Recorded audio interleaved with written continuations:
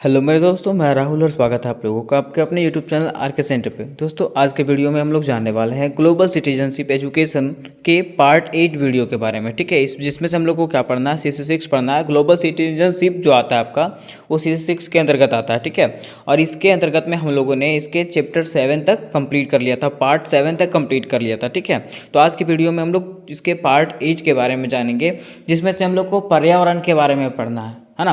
पर्यावरण को कैसे सुरक्षित रखेंगे, कैसे संरक्षण करेंगे, उसके बारे में हम लोगों को पढ़ना है। इस चैप्टर से भी क्वेश्चंस आपका मोस्टली पूछा जाता है। तो चलिए हम लोग जानते हैं कि किस प्रकार का क्वेश्चन जो है इसमें से आपका पूछा जाता है और कैसा कैसा क्वेश्चन आता है। ठीक है, तो चलिए हम लोग एक करके क्वेश्चंस को डील करते हैं। देखिए दोस्तों, अगर हम लोग बात करें इसके क्वेश्चंस की, ठीक है, तो क्वेश्चन आपका इस प्रकार से रहेगा। जैसे देखिए, पहला क्वेश्चन आपका है कि पर्यावरणवाद का क्या मतलब है। पर्यावरणवाद जो है इसका क्या मतलब है। What does environmentalism means. ठीक है, इसका मतलब क्या होता है, पर्यावरण का मतलब क्या होता है। ठीक है, तो पर्यावरण का मतलब हम लोग सब जानते हैं, हमारे आसपास के जितने भी चीज़ हैं, ठीक है, जिसका हम लोग प्रयोग करते हैं, जो चीज़ देख रहे हैं, सब क्या पर्यावरण के अंतर्गत आता है ना। तो पर्यावरणवाद का मतलब क्या है, ये तो पर्यावरण हो गया, लेकिन पर्यावरणवाद का मतलब क्या होता है। तो पर्यावरण संरक्षण के प्रति जागरूक करना, लोगों को बताना कि पर्यावरण को हम लोग को क्यों सुरक्षित रखना है। ठीक है, तो इसी को क्या बोलते हैं, पर्यावरणवाद बोलते हैं। क्या बोलते हैं, पर्यावरणवाद बोलते हैं, या तो इन्वायरमेंटलिज्म कहते हैं। ठीक है, तो देखिए यहाँ पे ऑप्शंस आपको दिया हुआ है। यूज आर नेचुरल रिसोर्सेज, प्राकृतिक संसाधनों का उपयोग करना पर्यावरण का वाद कहलाता है। नहीं, ठीक है, क्या कहलाता है, अवेयरनेस ऑफ इन्वायरमेंटल प्रोटेक्शन। ठीक है, पर्यावरण संरक्षण की जागरूकता करना ही क्या कहलाता है, पर्यावरणवाद कहलाता है, इन्वायरमेंटलिज्म कहलाता है। ठीक है, यहाँ तक आपको समझ में आ गया। क्वेश्चन नंबर 1 आपका समझ में आ गया होगा। ठीक है, अब चलिए बढ़ते हैं क्वेश्चन नंबर 2 की तरफ। देखिए, बहुत लोगों का मांगना था, ऐसा बोलना था ना कि सर ऑप्शंस के साथ बनाइए, इसलिए मैंने ऑप्शंस भी ले लिया। आगे देखिए क्वेश्चन नंबर 2 की अगर बात करें, क्वेश्चन नंबर 2 क्या बोला है कि who is called an environmentalist. ठीक है, कि पर्यावरणवादी किसे कहा जाता है, पर्यावरणवादी किसे कहा जाता है। पर्यावरण नहीं है यहाँ पे, पर्यावरणवादी। तो यहाँ इसके पहले हम जाने थे कि जो पर्यावरण का संरक्षण के प्रति जागरूक जो करते हैं उसी को हम लोग पर्यावरणवादी कहते हैं। ठीक है, पर्यावरणवाद कहते हैं। ठीक है, लेकिन वादी किसको कहते हैं, तो जो पर्यावरण संरक्षण के कार्यकर्ता होते हैं, ठीक है, जो पर्यावरण को सुरक्षित रखने के लिए जो कार्यकाल में जो काम करते हैं, है ना, उसी को क्या कहते हैं, पर्यावरणवादी कहते हैं। ठीक है, और इंग्लिश में क्या कहते हैं उसको, इन्वायरमेंटलिस्ट। ठीक है, ये कहा जाता है इसको, पर्यावरणवादी को। ठीक है, तो इसका राइट आंसर क्या हो जाएगा, सी वाला हो जाएगा, पर्यावरण संरक्षण कार्यकर्ता। जो पर्यावरण के प्रति संरक्षण का कार्य करते हैं उसी को क्या कहते हैं, पर्यावरणवादी कहते हैं। ठीक है, आगे देखिए क्वेश्चन नंबर 3 की अगर बात करें, क्वेश्चन नंबर थर्ड में क्या बोला है कि ग्लोबल वार्मिंग का प्रमुख कारण क्या है। What is the main cause of global warming. Global warming हम लोग सब लोग जानते हैं दोस्तों कि ये जो है ना आज के दुनिया में एक बहुत बड़ा कारण बनते जा रहा है, हमारा जो है ना बहुत बड़ा कारण बनते जा रहा है दुनिया के अंत का। ठीक है, तो क्वेश्चन क्या लिखा हुआ कि ग्लोबल वार्मिंग का प्रमुख कारण क्या है, what is the main cause of global warming.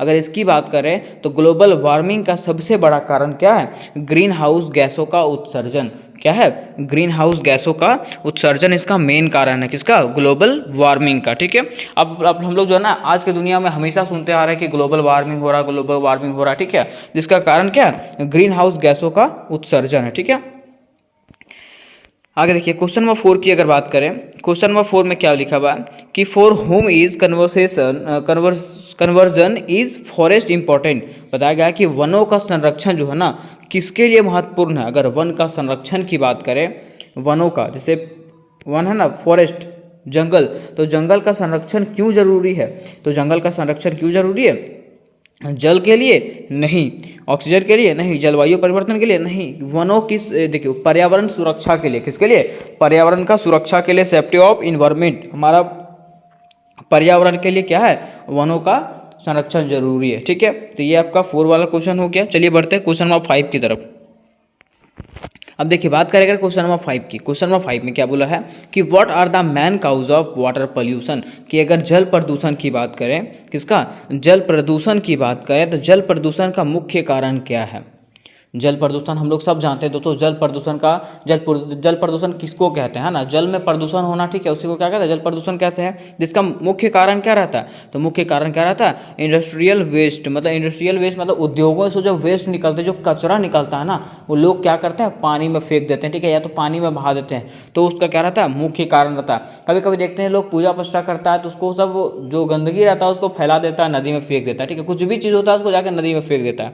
तो इससे क्या होता है, जल का प्रदूषण होता है। लेकिन मुख्य कारण क्या है इसका, तो इंडस्ट्रियल वेस्ट, ठीक है, इंडस्ट्री से जो वेस्ट निकलता है, जो कचरा निकलता है, उसको नदी में फैला देना, ठीक है, जल प्रदूषण का मुख्य कारण हो जाएगा, ठीक है। आगे देखिए क्वेश्चन नंबर 6 की बात करेंगे हम लोग। क्वेश्चन नंबर 6 में क्या बोला है कि पर्यावरण व परिस्थिति का जैविक घटक क्या है। What is the biological component of environment and situation. पर्यावरण और परिस्थिति का जैविक घटक क्या है, ठीक है। तो पर्यावरण और परिस्थिति का जैविक घटक का बात करें तो उत्पादक, उपभोक्ता, अपघटक तीनों हो जाएगा। क्या हो जाएगा, उत्पादक, उपभोक्ता और अपघटक तीनों का तीनों इसका राइट आंसर हो जाएगा, ठीक। तो राइट आंसर क्या हो जाएगा, ऑल ऑफ द अबव हो जाएगा, ठीक है। आगे देखिए क्वेश्चन नंबर 7। क्वेश्चन नंबर 7 में आपको क्या बोला है कि जीवों तथा पर्यावरण के पारस्परिक संबंध का अध्ययन क्या कहलाता है, कि what is the study of mutual relationship between organism and environment called, ठीक है। मीन्स जीवों तथा पर्यावरण के अगर हम लोग इसके बारे में पढ़ते हैं, ठीक है, इसके पारस्परिक संबंध के बारे में पढ़ते हैं तो उसका अध्ययन क्या कहलाता है, ठीक है। तो क्या बायोलॉजी कहलाता है, नहीं। हम लोग तो जीव के बारे में पढ़ते हैं बायोलॉजी में, लेकिन पर्यावरण के बारे में पढ़ते हैं क्या, नहीं, ठीक है।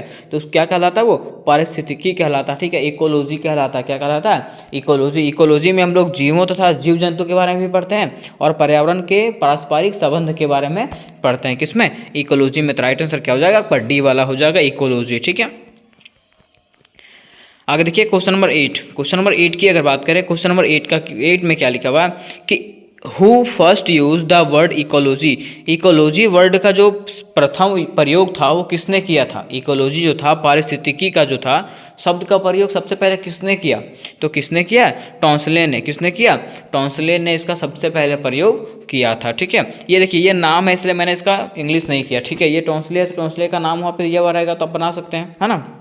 देखिए दोस्तों अगर हम लोग क्वेश्चन नंबर 9 की बात करें, क्वेश्चन नंबर 9 में क्या लिखा है, what connects the biotic and abiotic components of the ecosystem. मतलब पारिस्थितिक तंत्र के जैविक व अजैविक घटकों को कौन जोड़ते हैं, है ना। पारिस्थितिक तंत्र के जैविक और अजैविक जो घटक है उनको कौन जोड़ के रखता है, तो कौन जोड़ के रखता है, अकार्बनिक पदार्थ। कौन जोड़ के रखता है, अकार्बनिक पदार्थ, ठीक है, जिसको हम लोग क्या कहते हैं, इनऑर्गेनिक मैटर कहते हैं। क्या कहते हैं, इनऑर्गेनिक। जैसे ऑर्गेनिक होता है, इनऑर्गेनिक होता है, तो इसमें से क्या हो जाएगा, इनऑर्गेनिक हो जाएगा, ठीक है। ये आपका राइट आंसर हो जाएगा 9 का ए वाला, ठीक है। अब इसके आगे की बात करें क्वेश्चन नंबर 10 की अगर, तो क्वेश्चन नंबर 10 में क्या बताया गया है कि by what can soil erosion be prevented, कि मृदा अपरदन को किससे बचाया जा सकता है, ठीक है। अब अगर मृदा अपरदन की बात करें तो मृदा अपरदन को लोग मृदा क्षरण भी कहते हैं, मतलब मृदा का कटाव, मिट्टी का कटाव, ठीक है। मृदा का कटाव को ही क्या कहते हैं, मृदा अपरदन कहते हैं। क्या करते हैं, मृदा अपरदन कहते हैं, ठीक है। अब बोला जाएगा कि मृदा को हम लोग कैसे रोकेंगे कटने से, मतलब मृदा का क्षरण होने से कैसे रोकेंगे, ठीक है।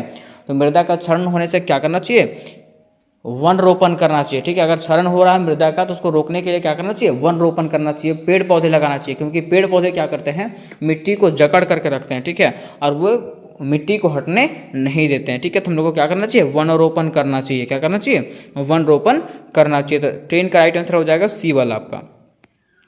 आगे देखिए अगर क्वेश्चन नंबर 11 की बात करें, क्वेश्चन नंबर 11 में क्या बोला है कि which is the largest human gate of the forest. मतलब वनों का सबसे बड़ा मानवीय द्वार क्या है, वनों का सबसे बड़ा मानवीय द्वार क्या है। तो अगर इसकी बात करें तो वनों का सबसे बड़ा मानवीय द्वार की बात करें तो क्या होता है, वृक्षारोपण। क्या होता है, क्या होता है, वृक्षारोपण, जिसको हम लोग ट्री प्लांटिंग कहते हैं। क्या कहते हैं, ट्री प्लांटिंग कहते हैं, ठीक है।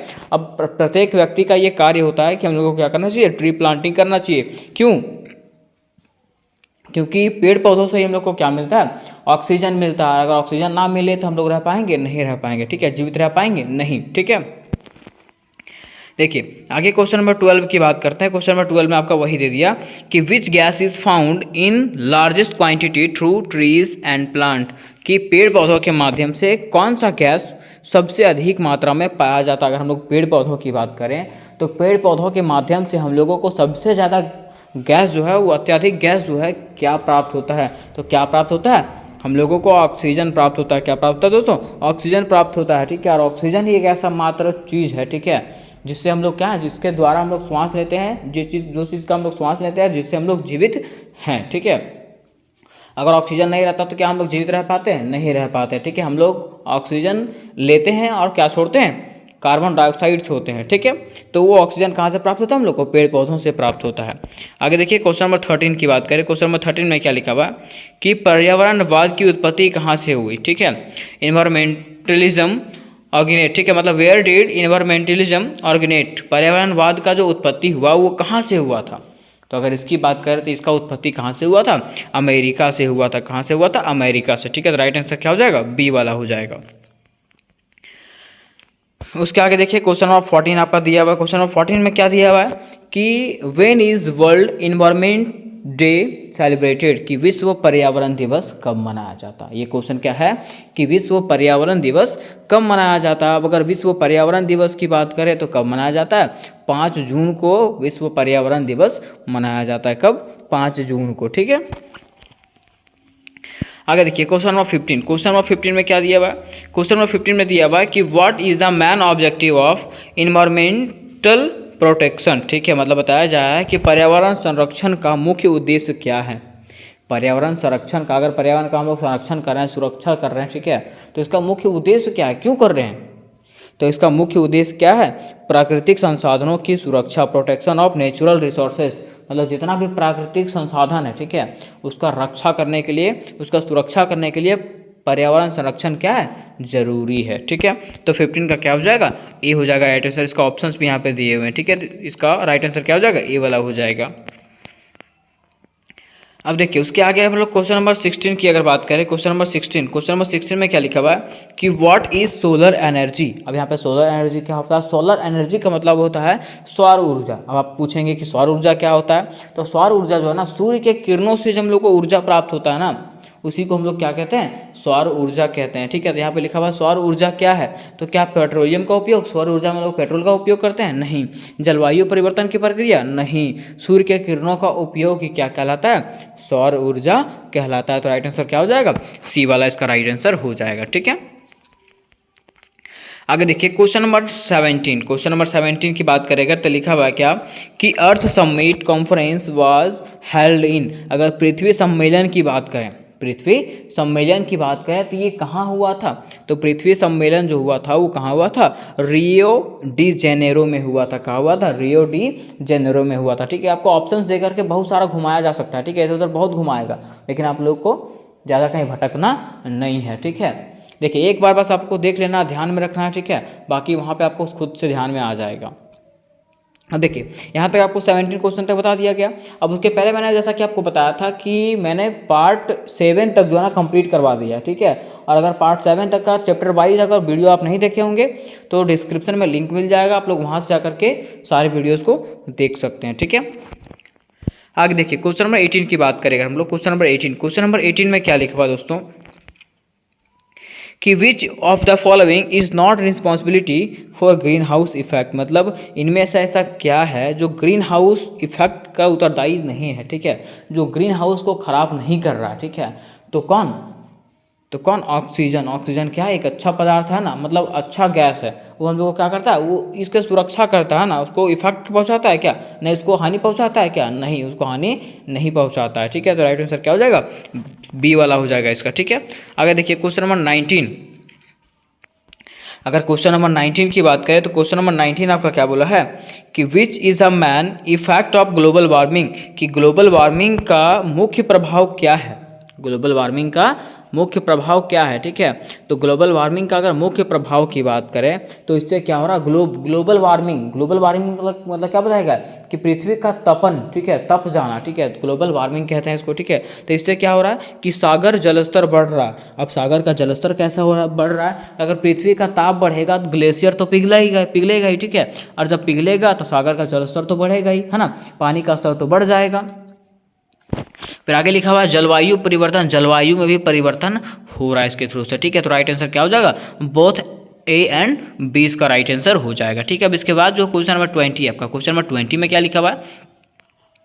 तो क्वेश्चन नंबर 20 में लिखा हुआ ओजोन परत के ह्रास के लिए, ओजोन परत के ह्रास के लिए which is responsible for depletion of ozone layer. ठीक है, ओजोन परत के ह्रास के लिए जो है ना सबसे उत्तरदायित्व तत्व क्या है? ठीक है, तो सबसे उत्तरदायित्व क्या है? क्लोरोफ्लोरोकार्बन। ठीक है, क्या है? क्लोरोफ्लोरोकार्बन। यहाँ पे देखिए ऑप्शंस आपको दिए हुए हैं, तो राइट आंसर क्या हो जाएगा? क्लोरोफ्लोरोकार्बन हो जाएगा। ठीक है, ये सबसे ज़्यादा हानि पहुंचा रहा है किसको? ओजोन परत का। ओजोन परत मतलब जानते ही होंगे, है ना? ओजोन परत क्या हो रहा है? छिद्र हो रहा है धीरे धीरे। ठीक है, जब ओजोन परत छिद्र हो जाएगा तो क्या होगा? सूर्य की डायरेक्ट किरणें हमारे बॉडी पे पड़ेगी। ठीक है, और जब हमारे बॉडी पे डायरेक्ट किरण पड़ेगा ना तो हमारे बॉडी में जो है ना त्वचा कैंसर हो जाएगा। क्या हो जाएगा?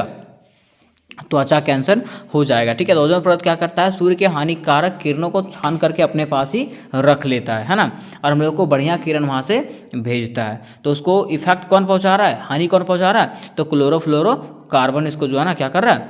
हानि पहुँचा रहा है। ठीक है, तो यहाँ तक जो है आपको क्वेश्चन नंबर 20 तक पूरा करवा दिया गया दोस्तों। उसके पहले आप लोग को पार्ट 7 तक पूरा करवा दिया गया था, है ना? तो उम्मीद करते हैं कि ये क्वेश्चन आप लोग को बढ़िया से समझ आया होगा। ठीक है, और जैसा आप लोग का रिएक्शन रहेगा, जैसा आप लोग का कमेंट आएगा, उसी के अनुसार से मैं पार्ट 9 भी बनाऊंगा। ठीक है, पार्ट 9 बनाने के बाद जो है ना मैं एक बार पूरा रिविजन करवा दूंगा आप लोग को। ठीक है, तो आप लोगों को क्या करना है? चैनल पर बने रहना है। ठीक है, चैनल को अपने दोस्तों में भी शेयर करें क्योंकि इसमें से सारा आपको करवाया जाएगा। ठीक है, तो मिलता है नेक्स्ट वीडियो में, तब तक के लिए जय हिंद, जय भारत।